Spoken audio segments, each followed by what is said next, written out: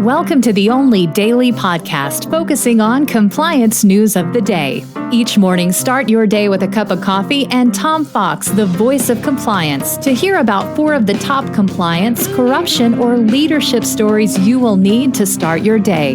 The Daily Compliance News is a production of the Compliance Podcast Network.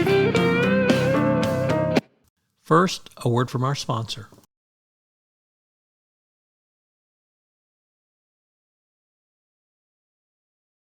Look, 2020 has proven to be the year of many things, and the same for 2022.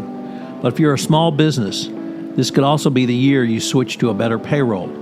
Gusto wasn't just built for small businesses, it was built for the people behind them. Their online payroll is easy to use. Gusto can automatically calculate paychecks and file all your payroll taxes, which means you have more time to run your business. Plus, Gusto does way more than payroll. Gusto helps with time tracking, health insurance, 401ks, onboarding, commuter benefits, offer letters, access to HR experts. You get the idea. It's super easy to set up and get started. If you're moving from another provider, they can transfer all your data for you. It's no surprise that 94% of customers are likely to recommend Gusto. And here's the best part. Because you're a listener to this podcast, you get 3 months totally free. All you have to do is go to gusto.com/compliance.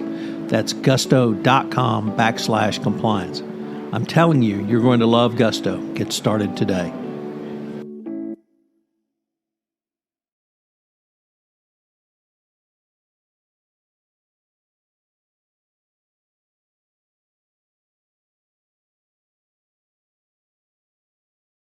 The Daily Compliance News for October 16, 2021, the Rogue Monitor issue. And we begin with that story from the Wall Street Journal as the Chinese telecom giant ZTE is in a dispute with the U.S. court-appointed monitor.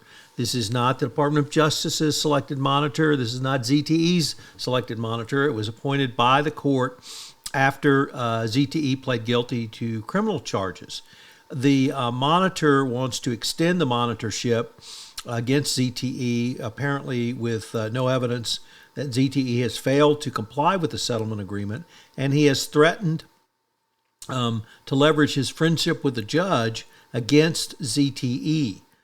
Most interestingly, the Department of Justice has not, or has taken the position that they are not going to fight the company's attempt to get out of the monitorship, and it's been reported that the language used was both inappropriate and potentially unethical by the monitor, a Texas lawyer. So it's unclear if the State Bar of Texas will investigate these actions. Nevertheless, it's clear that the ZTE monitor wants to stay on. He has no evidence of continued illegal conduct by ZTE. His firm has billed millions of dollars on this settlement, or billed millions of dollars rather on this settlement for his work as the monitorship. So ZTE is in a pretty tough position, and it's going to be interesting to see what the judge does, and if ZTE appeals the judge's ruling to the Fifth Circuit Court of Appeals. Once again, this is not the not the DOJ's monitor, so it's unclear how it would impact monitors going forward. Next up, from the Wall Street Journal, in a great article by Jason Gay, he said the NFL needs to handle its truth from the John Gruden scandal fallout.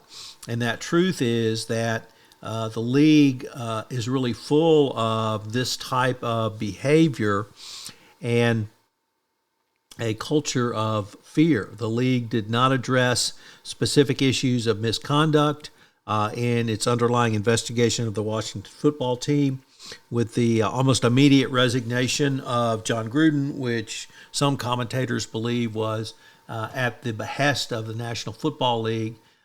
This entire matter might just get swept under the rug. Next up, the leader of Apple activism movement was terminated by the company.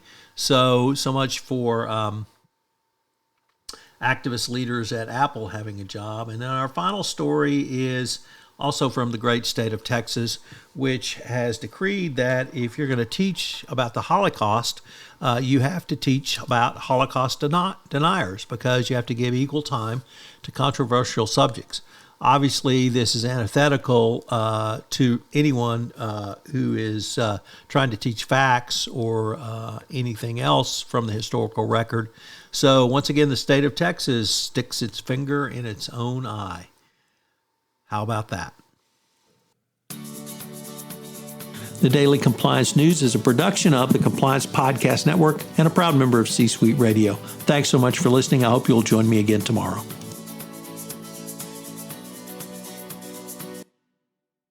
This podcast is a part of the C-Suite Radio Network. For more top business podcasts, visit c-suiteradio.com.